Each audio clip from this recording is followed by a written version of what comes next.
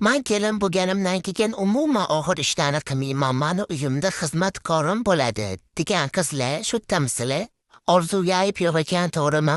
Mana bu o'xshamagan orzu-havaslarimni eshitadigan oyim xizmatkorga ish qildirish uchun oldin o'zing bilishing kerak o'sha ishlarni deb majburlab hamma ishlarni qildirardilar. Keyin bilsam, ustimdan kulgan ekanlarmi bilmadim. Hech kim uyga qaramasa shu ahvol bo'lib ketadi-ya, o'zimizdan kiyimimiz ko'p. Oldinlari ko'chaga chiqishdan yarim soat oldin nima kiysam ekan deb uzoq o'ylardim. Hozir bo'lsa o'zimdan ham oldin ikkita bolamga o'ylab o'tiraman nima kiydirsam ekan deb. O'zim bo'lsa ko'pincha ko'zimga birinchi ko'ringan kiyimni kiyib ketaman.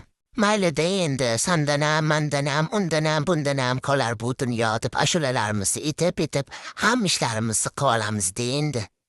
Bu dazmollarni tugatguncha aytayotgan ashula ham qo'yilgan serial ham tugandi, lekin dazmollarim tugashidan darak yo'q.